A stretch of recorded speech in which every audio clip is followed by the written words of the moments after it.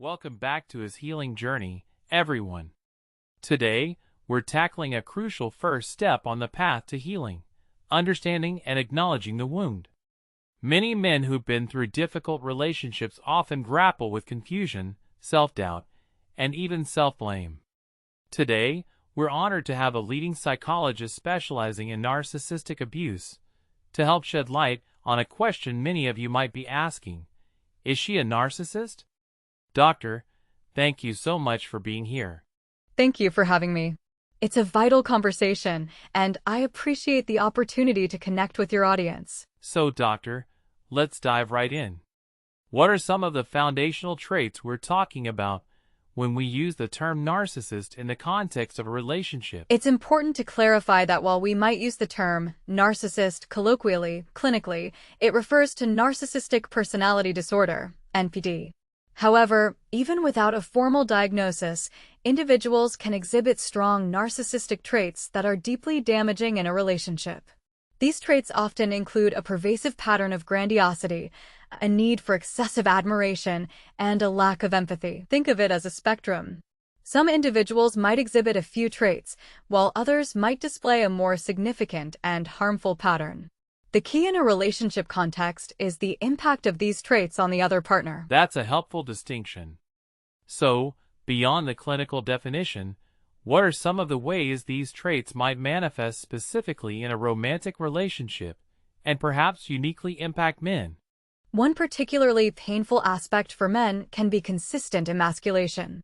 This might involve belittling their achievements, questioning their competence in traditional male roles, like providing or problem-solving, or making them feel inadequate as a partner and a man. I can imagine that chipping away at a man's sense of masculinity can be incredibly damaging to his self-esteem.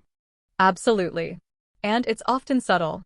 It might start with seemingly innocent jokes or criticisms that erode confidence over time. Gaslighting is a hallmark of narcissistic behavior.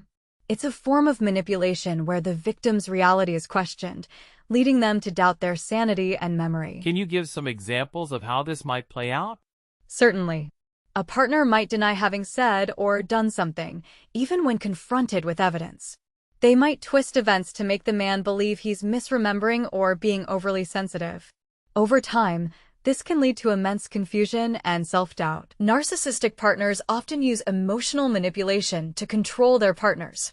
This can include constant criticism, silent treatments, guilt-tripping, and creating drama. It can feel like walking on eggshells all the time. Precisely. And for men who might have been socialized to be strong and stoic, admitting to feeling emotionally controlled can be particularly challenging. This is an often overlooked form of abuse. A narcissistic partner might control the finances, prevent the man from having access to money, sabotage his career, or run up debt without his consent. This can create immense stress and dependency. Exactly. It's another way to exert power and control within the relationship. Narcissistic individuals often seek external validation. This can manifest as publicly criticizing or belittling their partner, even in front of friends and family. They might also use triangulation, bringing in a third party, real or imagined, to create jealousy and insecurity. That sounds incredibly isolating and damaging to the relationship's foundation of trust. It is. It erodes the partner's sense of safety and security. At the core of narcissistic behavior is a profound lack of empathy. This means a consistent inability or unwillingness to understand or share the feelings of their partner. So, if a man expresses hurt or sadness, a narcissistic partner might be dismissive or even blame him for feeling that way? Exactly. The focus is always on their own needs and feelings, with little regard for the impact of their actions on their partner. For men watching who might be recognizing some of these patterns in their own relationships, what's the first step towards breaking that cycle of self-blame? Validation is key. Acknowledge that what you are experiencing is real and that your feelings are valid. Narcissistic abuse is often subtle and insidious, leading victims to question their own perceptions. Trust your gut feelings. That can be really hard when you've been constantly told you're wrong or overreacting. Absolutely. It often requires seeking external validation from trusted friends, family, or professionals. Talking to someone who understands narcissistic dynamics can be incredibly helpful in breaking through the gaslighting. It's also crucial to understand that you are not responsible for your partner's behavior. Narcissistic traits are deeply ingrained patterns, and you cannot fix or change them. That's a powerful message. It's not about what you did or didn't do. Precisely. It's about the other person's personality structure and their way of relating to the world. So, if a man is seeing these signs, what would be your advice for him in terms of acknowledging the wound? Start by journaling your experiences. Documenting specific incidents can help to solidify your reality and combat gaslighting. Begin to identify the patterns of abuse. Recognize that you deserve to be treated with respect, empathy, and kindness. It's also important to be kind and compassionate to yourself during this process. Healing from abuse takes time and can bring up a lot of difficult emotions. Doctor, this has been incredibly insightful. What are 1 or 2 initial steps men watching can take if they recognize these patterns and are ready to start their healing journey?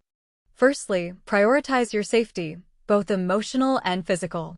If you are in an actively abusive situation, consider creating an exit strategy. Secondly, seek support. This could be from trusted friends or family, a therapist who specializes in narcissistic abuse, or support groups. That's great advice. And for our viewers here on his healing journey, if any of this resonates with you, please know that you are not alone. Share your experiences anonymously in the comments below.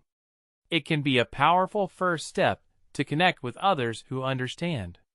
And of course, subscribe to our channel for more insights, strategies, and support as you navigate your healing journey.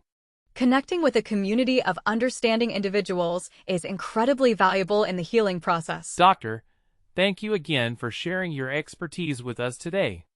It's been truly enlightening. My pleasure. And thank you to all of you for tuning in to his healing journey. Remember, acknowledging the wound is the first step towards healing. You are stronger than you know, and you deserve a life free from abuse.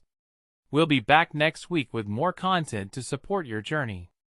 Until then, take care.